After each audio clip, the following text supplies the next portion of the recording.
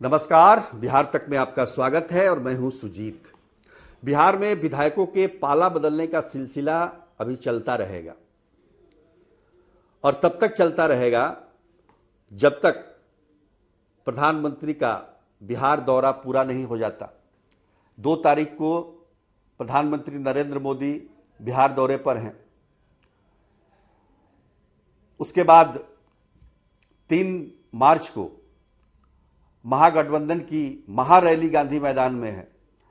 तो विधायकों के पाला बदलने के सिलसिले से इन दोनों आयोजनों पर असर पड़ेगा। तो निश्चित तौर पर यह सिलसिला अभी चलता रहेगा। कल भी कुछ विधायक पाला बदल सकते हैं, परसों भी बदल सकते हैं, ऐसी संभावना जताई जा रही है। सूत्रों के मुताबिक जो खबरें आ रही है उसके मुताबिक कुल मिलाकर कांग्रेस के 13 विधायक पाला बदलने के लिए तैयार हैं। सोचिए, 19 विधायक हैं कुल कांग्रेस के, उसमें से 13 विधायक पाला बदलने के लिए तैयार हैं, जिसमें से 2 तो कल ही उन्होंने पाला बदल लिया। सिद्धार्थ गौतम और मुरारी गौतम, जो कि पूर्व मंत्री भी रहे हैं, उन्होंने पाला बदल लिया है। एक आरजेडी की तरफ से संगीता कुमारी ने भी पाला बदला कल। तो कहने का मतलब यह है कि कांग्रेस के अभी 11 विधायक लाइन में हैं। 13 में से 2 तो आ गए, 11 लाइन में हैं। उसी प्रकार आरजेडी से भी 12 विधायकों के पाला बदलने की सूचना पहले ही प्राप्त हुई थी, जिसमें से 4 विधायक अब तक पाला बदल चुके हैं। 3 विधायक, आपको याद होगा कि विश्वास मत के दौरान ही पाला बदला था उन्होंने। वो अब देखिए, उसमें चेतन आनंद भी थे, जिनको रेस्क्यू किया गया था तेजस्वी के आवास से। प्रहलाद यादव थे और नीलम देवी। तो इन्होंने पाला बदल लिया है। और एक संगीता कुमारी, 4 विधायक आरजेडी के, उन्होंने अपना पाला बदल लिया है। तो कहने का मतलब, जो सूत्र है वो बता रहे हैं कि 8 और आरजेडी के विधायक कतार में खड़े हैं। तो खैर, ये तो हो गई एनडीए की बात। लेकिन इधर महागठबंधन की तरफ से देखा जाए तो आरजेडी भी चुप नहीं है और आरजेडी के निशाने पर है जेडीयू। जेडीयू के भी विधायक कुछ टूटने के कगार पर हैं। उसका हम लोग ट्रेलर तो देख चुके हैं। विश्वास मत के दौरान जब कुछ विधायक गायब हो गए थे, अदृश्य हो गए थे, उनको बाद में खोजा गया, तो खतरा जेडीयू पर भी है, ऐसी बात नहीं है। पर अभी की स्थिति में देखें तो एनडीए अब बिहार में काफी मजबूत हो गई है। अब 3 विधायक पहले गए, 3 अभी आ गए, तो 6 विधायक एनडीए में शामिल हो गए हैं। तो 129 विधायक थे पहले, अब 135 हो गए। उसी प्रकार से अब जो विपक्ष है, महागठबंधन है, वो 114 से घटकर नीचे आ गया। लेकिन इस सब के बीच आप देखेंगे तो एक बात सबसे महत्वपूर्ण तरीके से उभर कर सामने आई है कि बीजेपी अब सबसे बड़ी पार्टी बन गई बिहार की। पहले आरजेडी हुआ करती थी। आरजेडी के पास 79 विधायक थे और बीजेपी के पास 78। अब ये 6 विधायक जिन्होंने पाला बदला है, उसमें खबरें ये आ रही हैं कि इसमें से ज्यादातर विधायकों ने बीजेपी को चुना है, जेडीयू को नहीं चुना है।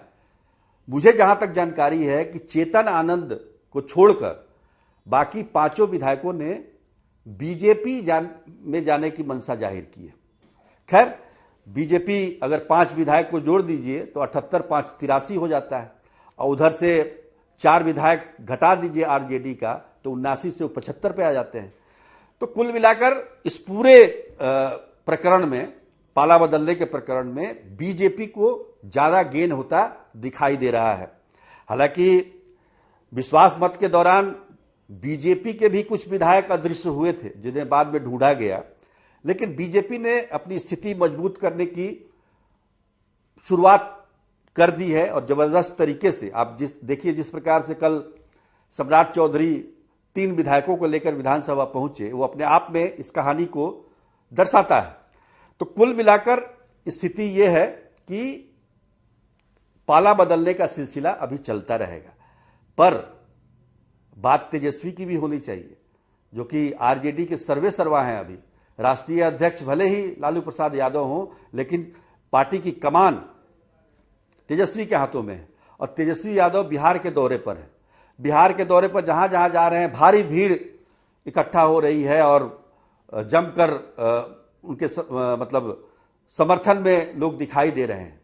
लेकिन सवाल ये भी है कि उनके काफिले के गुजर जाने के बाद जिस प्रकार की गुटबाजी आरजेडी में उभर रही है उसको भी नजरअंदाज नहीं करना चाहिए तेजस्वी को। देखिए, यहाँ पार्टी विधायक तो पार्टी छोड़ के जा ही रहे हैं और कार्यकर्ताओं में जो मनमुटाव है उसको भी ठीक करने की जरूरत तेजस्वी यादव की है।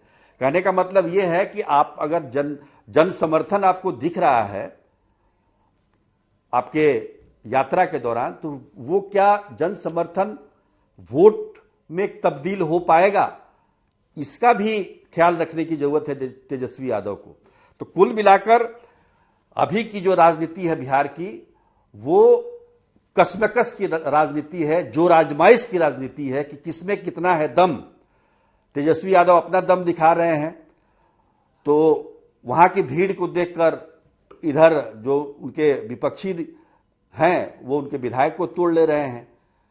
तो हर तरह से कमजोर करने की, एक दूसरे को कमजोर करने की कोशिश हो रही है और ये जोर आजमाइश चलती रहेगी।